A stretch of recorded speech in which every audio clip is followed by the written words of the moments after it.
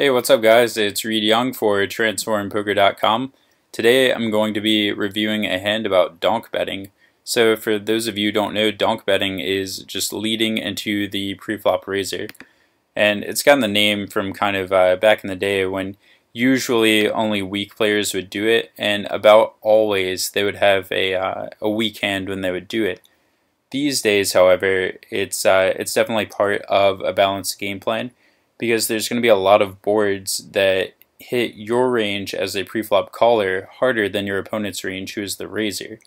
And so if he can check those boards back instead of continuation betting them with the same frequency as he might on a less drawy board, for example, full of middling cards are a good range to assign to a preflop caller, then the preflop raiser is going to be able to play better against the preflop caller, and the preflop caller strategy is going to be suffering quite a bit with an inability to check raise or check call fewer draws and made hands that would be a profitable situation against a wide continuation betting range. So I'll go ahead and skip to the flop here. So preflop I think is fine. We're a bit deep, as you guys can see, about 150 big blinds deep, just a little deeper than that. So I think calling with a hand like King Jack is fine. You could also make an argument for 3-betting it, but that's preflop play we could talk about all day, deep stacked at least. So I think let's just get into the crux of the hand here, which is the donk bet. So we decide to lead on a dry board, which I think is interesting because traditionally the reasoning behind calling a stronger hand like King Jack offsuit out of position is that when you do flop well, you have a deceptively strong range for check calling. So that means that your opponent is probably going to be value betting a worse hand into you 3 times. So something like King 9, assuming the board runs out, blank blank, say like the turn's a jack, the river's a 3 or something like that.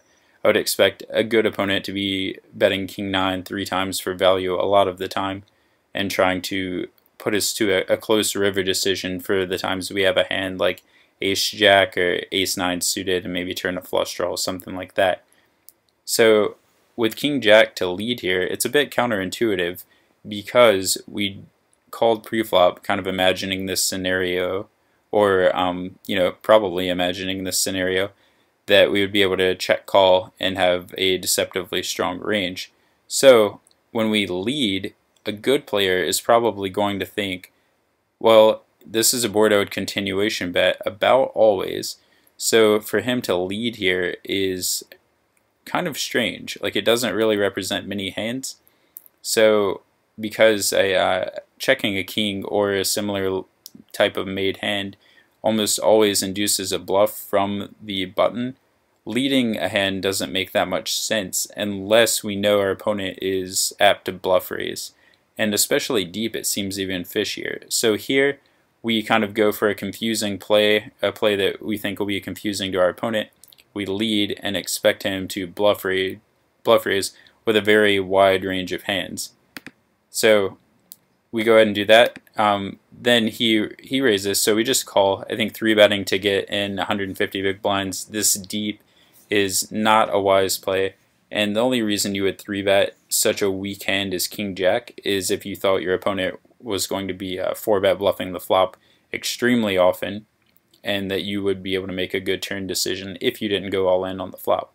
So we call the flop bet, and now we get really crazy and lead again. So here is the part of the hand that I want to talk about. I'm sure a lot of you guys have seen leading on a drier board like this, and then maybe even talked about some of the exploitive tendencies that kind of surround the play. But I think this is a play that you don't see many people make, and I think it's a very interesting play. So on the flop, we said that we are kind of assuming our opponent is bluff raising us too widely, and that's why we're leading. We're leading to induce a bluff raise from an extremely wide button opening range. So we expect him to be raising hands like 6-5 of diamonds here, for instance. And when we lead again, it's cool because he still has that extremely wide range, and it's kind of like the flop play all over again. So we might be bluffing here with a hand like Ace 10 of spades and trying to induce a raise from worse. So if our opponent raises again, he thinks our call could be weak and maybe bluff again on the river, trying to get us to fold ace high, and we're trapping him with king jack because he wants to bluff raise the turn quite frequently. He might even value raise a worse hand, so that even works out for us as well.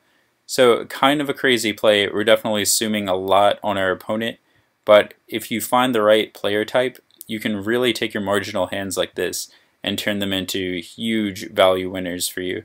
So keep an eye out for people who like to bluff raise a lot, and I would recommend getting kind of frisky with your weaker holdings and just kind of holding on for dear life after that point and letting them put the money in the middle. So we go ahead and lead. He actually calls, which I think is somewhat strange, because typically a call is something that doesn't really represent something extremely comfortable to get the money in, and that means that on the flop he raised probably with a very wide range, which you don't see a lot of people doing deep.